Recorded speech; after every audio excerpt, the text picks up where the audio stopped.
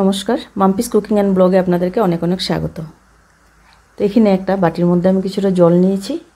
এখানে নিয়েছি চিড়ে 250 গ্রাম, মোটা দানার চিড়ে। তো চিড়েটাকে আমি ভালো করে হাত দিয়ে কষলিয়ে 2-3 বারের মতো ধুয়ে পরিষ্কার করে নেব। তো চিড়ের মধ্যে অনেকটা নোংরা থাকে, তাই ভালো করে ধুতে হয়। দেখুন জলের কালারটা।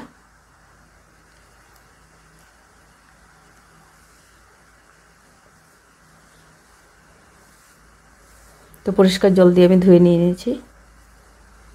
এখন ছাঁকনির মধ্যে আমি জল ঝরানোর জন্য রেখে দেব।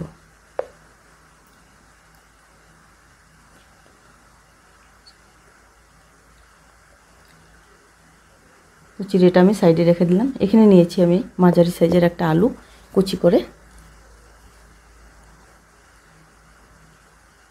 চিনে বাদাম নিয়েছি আর কিশমিশটা ধুয়ে রেখেছি আমি। তখন কড়াই বসিয়ে কড়াইয়ের মধ্যে তেল দিয়ে দিলাম।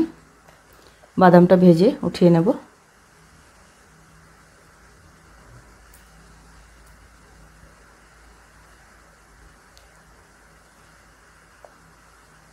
কিশমিশটাকেও আমি ভেজে নেব।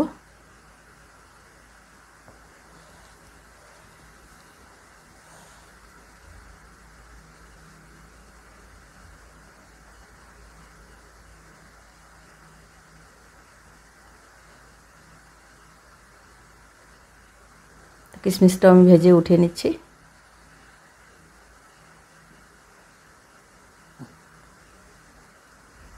এখন আমি কাজু বাদামটা ভেজে নিচ্ছি।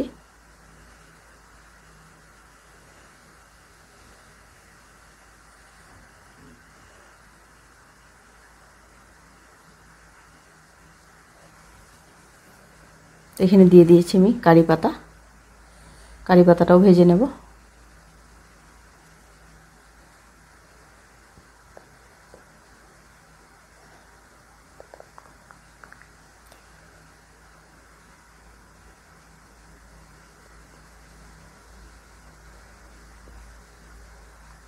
কারি পাতাটাও ভেজে উঠিয়ে নিয়েছি।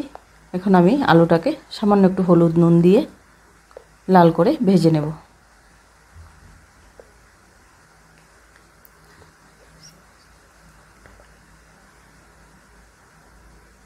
তাহলে আলুটাকেও আমি লাল করে ভেজে নিচ্ছি।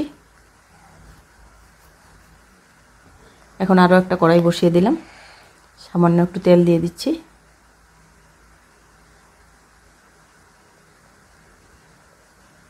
এখানে ফোড়নের জন্য এখানে নিয়েছি আমি একটা তেজপাতা, এলাচ, 2টা শুকনো লঙ্কা। ফোড়নটা দিয়ে দিলাম।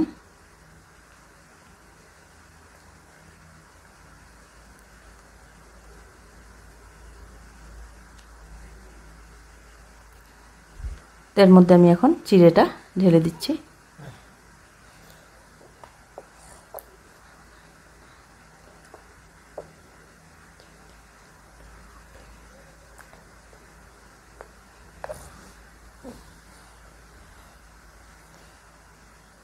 এখন ভেজে রাখা সমস্ত উপকরণগুলি আমি এর মধ্যে ঢেলে দেব।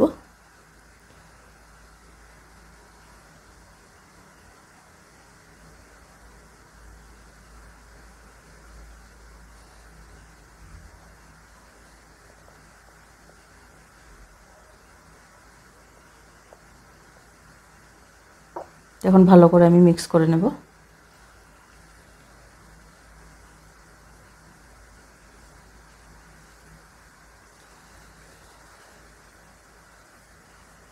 ভেজে রাখা আলুটাও দিয়ে দিলাম।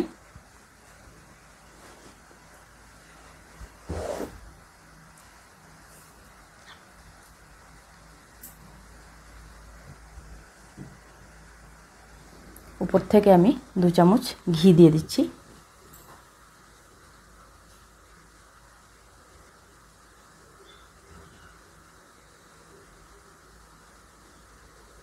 এক চামচ দিয়ে দিচ্ছি চিনি, সামান্য একটু নুন দিয়ে দেব। দিয়ে ভালো করে নাড়াচাড়া করে 2 মিনিটের মতো রান্না করে নামিয়ে নেব।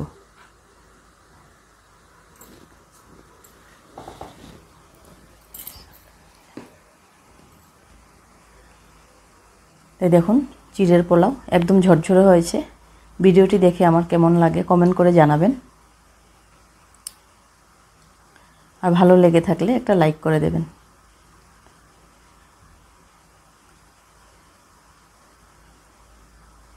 আবারও ফিরছি নতুন ভিডিও নিয়ে।